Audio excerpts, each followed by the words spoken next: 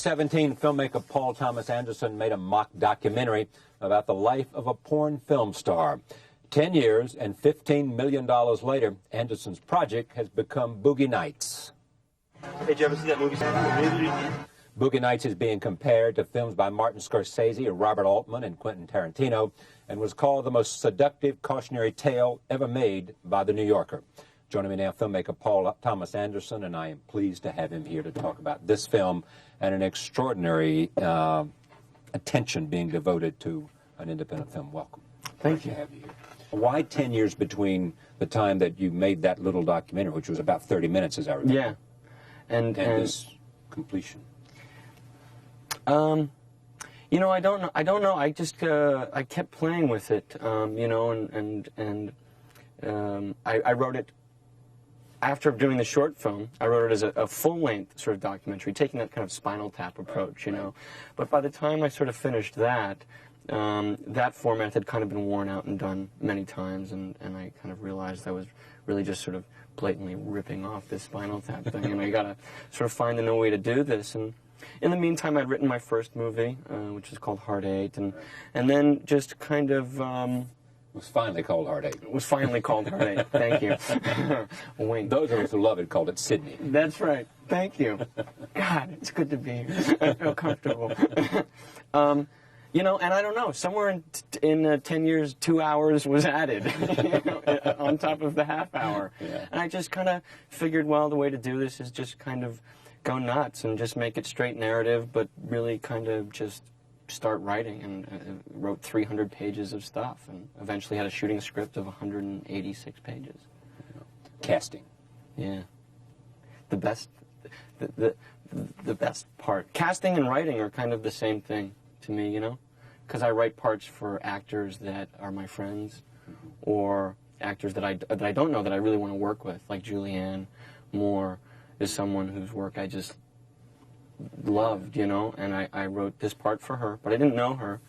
But it was great to give it to her and say, this is for you, you know, and she said yes. And John Reilly and Phil Hoffman, Philip Baker Hall, and Bob Ridgely, a lot of the actors in the movie are real good friends of mine, and it's great to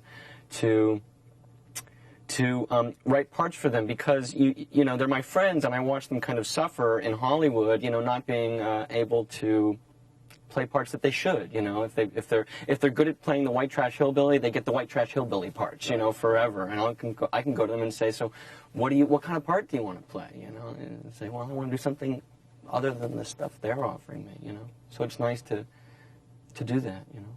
What about the lead? Marky? Yeah. Not the first choice. No, he wasn't. Well, he is now. No, of course he is. You'd like to look back and say, right. I knew this all along. Yeah. I knew this. I wrote it for him. I knew he'd own the part. That's right. I knew all this would happen for him. He's an interesting guy. He came by and we did a conversation. He's a very interesting guy. He's smart and smooth and not at all like you imagine. No.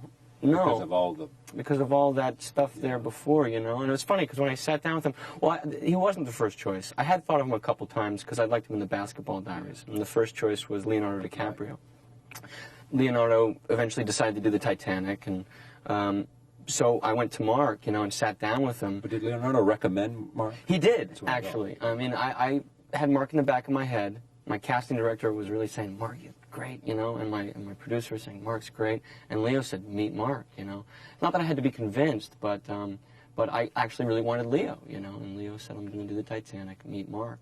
So I sat down with Mark, and he talked about this early stuff. It was kind of funny, because we sat down, and I said, so, you know, have you read the script? And he said, well, to be honest, I've only read 30 pages. And I thought, who is this jerk, you know, hotshot guy who's only read 30 pages? And he said, listen, I love these 30 pages, and I know I'm going to love the rest of it, but I just want to make sure before I really fall in love with this and want to do it, I want to make sure you don't want me because I'm the guy who will get in his underwear, you know. Yeah.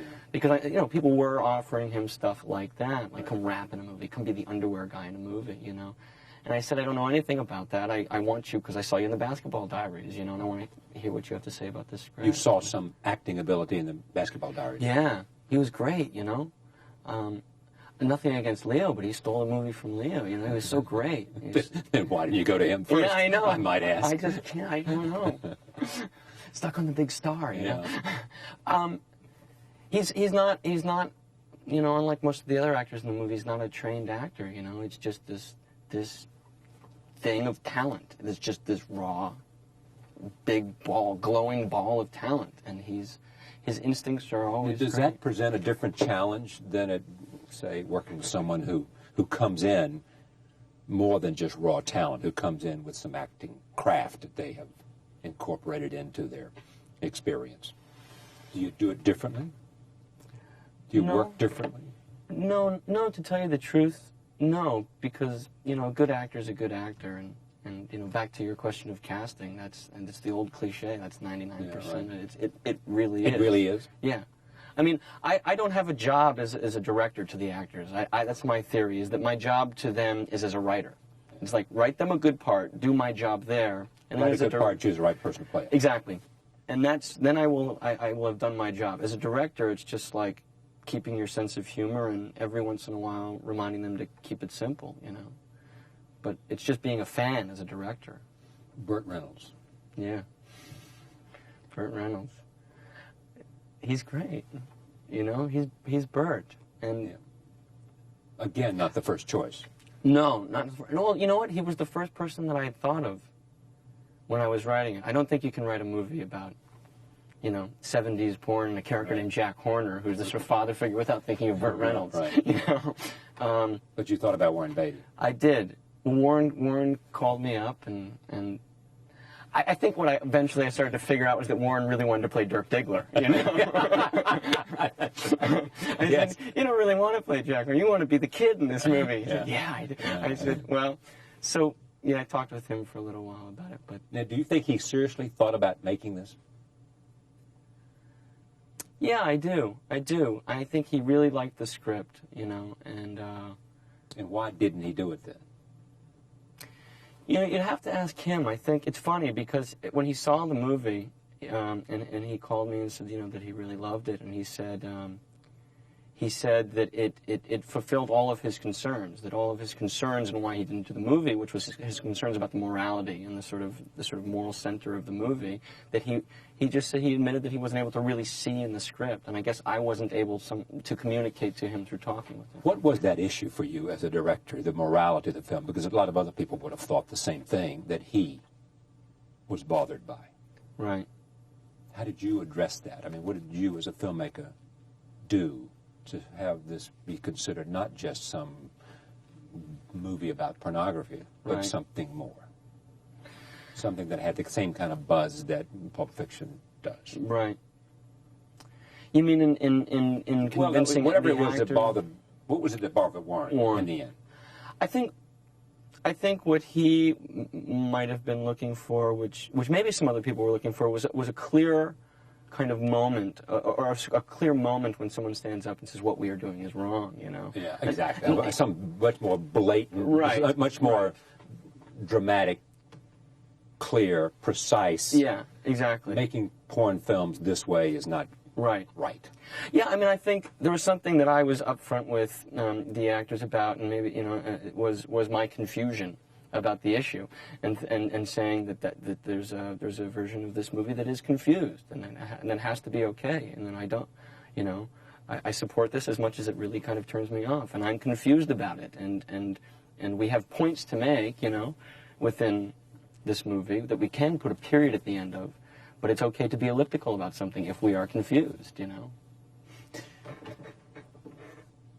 When you put it together, is there a sense you had something special when did you first know that this had a chance?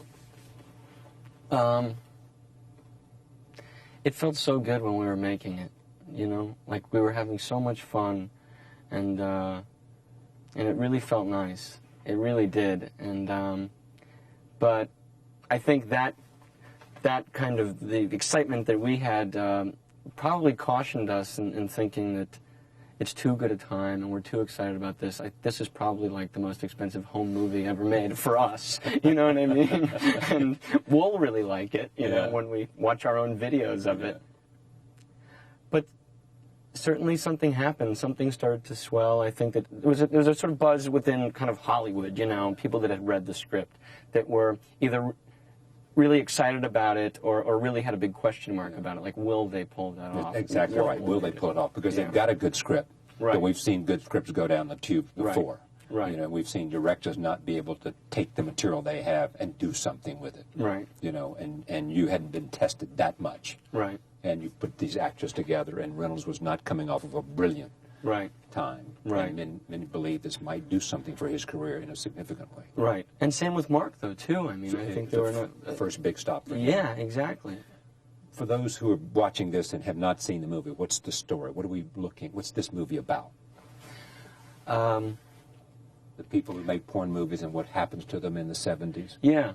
It's funny because you say that, you know, and some people will sort of run for the hills. You know, they hear porn, they run for the hills, and you want to kind of stop and say, well, no, it's sort of about the sort of the need to kind of create the surrogate family within this world. And then they really roll their eyes and they go, well, you know, you're pulling my, you know, screw you. You know? I don't want to hear about surrogate families. Yeah, and then you sort of, you know, you just get in this kind of tangled web. You know, it's kind of like the rock star who introduces the song before he sings it, like, this is a song about love and redemption, and you're just like, sing the song, just sing the song. Roll tape. Here is our first clip, our second clip from Boogie Nights. All those who need love. All those what? All those who need love. Whose idea to put the rollerblades on the roller skates there on Roller Girl? Right. You gonna take credit for that, or yeah, no, I'm gonna take credit for it. I'm just wondering if I should tell the truth on how I I went to the Sundance lab, actually, and you know, to work on my first movie. Right. And it's really kind of great up there, and you go and you screen movies and stuff, and there's a wonderful guy up there who's a projectionist that I kind of befriended. And I found out that Robert Redford sort of had a stash of movies, you know, like he had a sort of pristine print of The Chase and of The Hit, this Stephen Frears movie. And it turned out the projectionist had a porno movie. So I would sort of have these late night screenings up at the lab, you know, like after everybody went to sleep, you know, we'd all come down and go down. And we'd invite all your friends over in the middle of the night. And we'd be down there in the middle of the night. Go into Redford's vault and watch his films. Go into Redford's vault, you know, break in. He was going to kill me, but I hope he's watching. Break in, you know, and kind of screen these movies, and you know, went through all the good stuff, The Wizard of Oz, you know, the last reel of The Wizard of Oz and The Chase, and got to this porno movie where it was this girl roller skating around and stopping and looking in windows, you know, and she'd watch a couple have sex and then roller skate to the next, and I just said, well, Roller Girl is born. Roller Girl is born.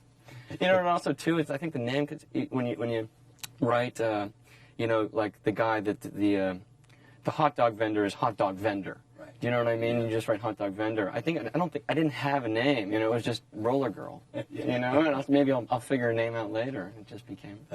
Roll tape. Here is Roller Girl in action. I miss my two sons. You know, I miss my little Andrew and my Dirk. You know, I always felt like Dirk was my baby. A couple of things about this, what happens to Dirk. Yeah. I mean... Dirk, you know, cocaine, and, you know... Just loses it. Loses it, you know, you know, as the ego happens, you know, and cocaine, and, you know, he's become a big-time movie star, you know. How much of this is... What was the name of the John Holmes bio? Who was it? Who was the guy? There was a book written about Holmes. Yeah. I don't know. I don't know. I mean, there's a great Rolling Stone article written, and I don't know what the official title. It was something about Wonderland, because there was the Wonderland murders. Did you base this on any original material? Some stuff was plucked from his life. You know. Original material meaning... Yeah, right. Some of you, in other words, did the script that you wrote, right, you know, come from, in a sense, were you informed by, you know, sort of stories of porn stars who sort of had gone to the top, and then had lost it because of addiction, because of ego, because of... Yeah. I mean, certainly John Holmes was a story of Shauna Grant, and, you know, pieces of real porn stars' lives, like Seika, you know, Veronica Hart, maybe to the Amber character, and sure, plucked pieces, but I also think I plucked as many pieces from any, you know, so-called legitimate celebrities, you know, movie stars, you know, who you've seen rise and fall and go through that you know, essentially the sort of story is any of the Busby Berkeley backstage musicals, you know, the kid with the dream and the rise and the fall and all of that. So, but yeah, we certainly did pluck pieces from. A couple of things that people notice about this film. First of all, was the opening shot. Yeah. Yeah, the opening shot is one of those big, fun, show-off moments where you get to, you know... The director struts his stuff. Exactly, where you get to go, I'm directing. Yeah, you know? This is my baby. Yeah, and I think those are okay, you know, if they're well-earned, you know. That one isn't earned because it's the first shot of the movie, but in some way, to me, it kind of frees the movie up, you know, and kind of goes,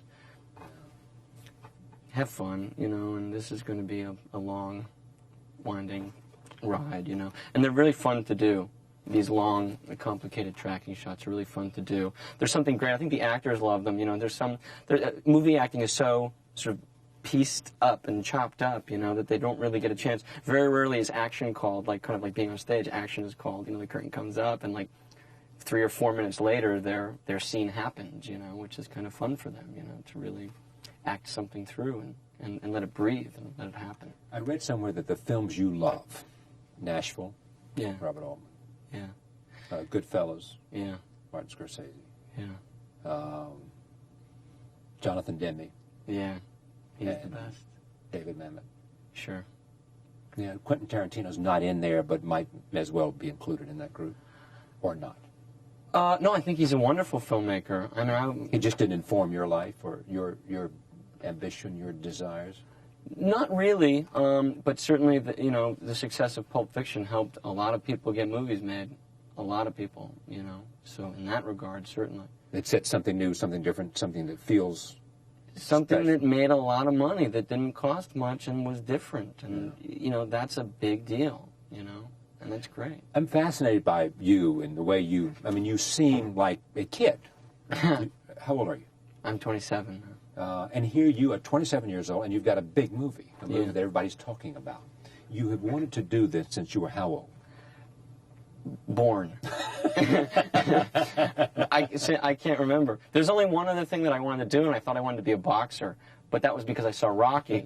And I decided, I don't think you want to be a boxer. You want to be like Rocky? I said, I don't want to be like Rocky. I said, maybe you want to be an actor or a writer or a director or something like that. I said, yeah, that's right. That's what I want to do. But you didn't really want to act at all, did you? No. You've never wanted to act? No. Because? It's too hard. And you respect it? Yeah, it's the hardest job in the whole world, I think, you know, and I don't know how they do it. I really don't, you know. That's why I just sit back and just let them do it. And I have too many friends who are actors who would really kill me if I ever tried, you know. I would really be killed. You dropped out of school because all you wanted to do was to learn how to make movies. Yeah. That seems to me the only way to go, you know. I mean, film school was never an option. It seems to me to be a waste of time and a waste of money, in all honesty, really. I mean, certainly I had a leg up in that I was born and bred in Los Angeles, where, you know, to get a job on a film set is, you know, just as easy as, you know, wow.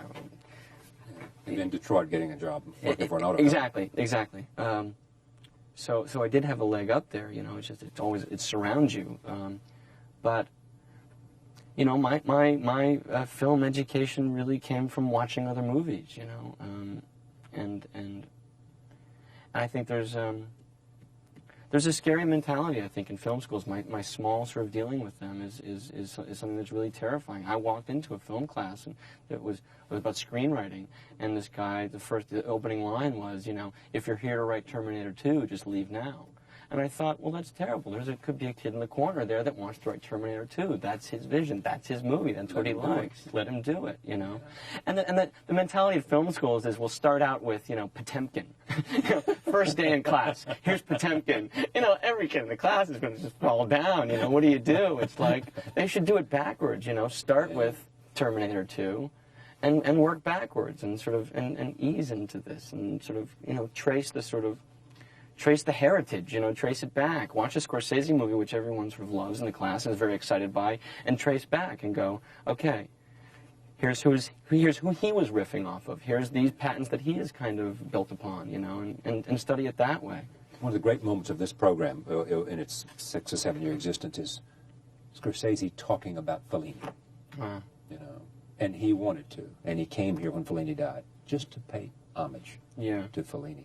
Because he was informed by Fellini the way you're informed by Scorsese. Yeah. In the way somebody who's 10 years old wanting to be you is informed by this and whatever movies. What do you think Scorsese and Altman and Mamet and Demme have in common? What do good filmmakers have?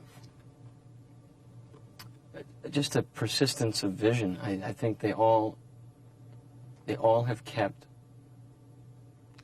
their attitudes, you know? Yeah. It doesn't seem like any of them are lazy. They just don't stop, you know? And they just don't stop. I mean, there's something about, I think, all four of them that is the biggest trick, I think, is that they're incredibly selfish filmmakers, you know, in the best possible way. You know, they're really making themselves happy first. And it's just wonderful that it happens to also communicate to all of us and make it enjoyable to all of us. But there's a sort of, you just see them sort of, I see with each of them, you know, they're sort of raising their watermark each time and really trying to do different things and new things while keeping their patents. You know, you can watch any of their movies and you know you're watching. It has a stamp, a signature. Exactly. Yeah. But also then frees them up to kind of make different movies. You know, for Scorsese to go make Age of Innocence, or Demme to kind of branch out and do something like Beloved, which he's doing now. Congratulations. Thank you very much. It's a terrific film, and you're a fascinating guy. Thank you. Thank you, Charlie. Thank you for joining us. We'll see you next time.